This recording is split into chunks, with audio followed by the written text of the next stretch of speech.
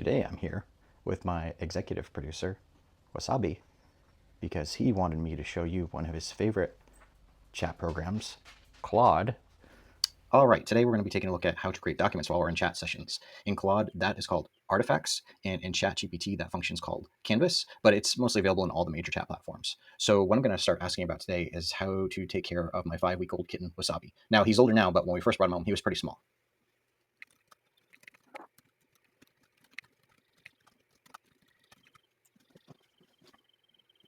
All right, so we've got some information here, and what I'm going to do at this point is ask it to create a care guide for the next 3 weeks in document format.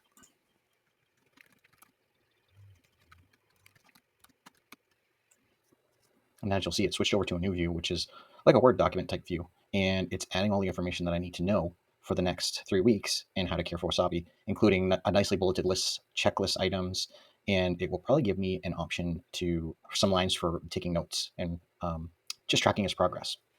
All right, it finished. And if we go to the ellipsis here, let's say we like it the way it is, we can say save as PDF. We could copy it to another program, but I want to ask some more questions. So I'm going to close the document for a second and say, let's get some toy recommendations.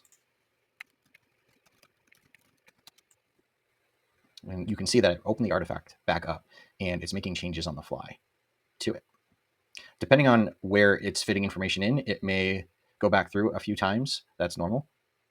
And I think it is done. So if we scroll up, we should see information on integration with the other pets, toys, and you can tell here that there's multiple versions of this document for. This is version 4. So if I click here, then I can switch back to the original one that we had, and I can kind of look at the changes along the way in case I get some information that maybe I don't want in there anymore. But I can always go back to the chat and ask it to make more changes. And that's about does it. Now I owe Wasabi his payment in treats.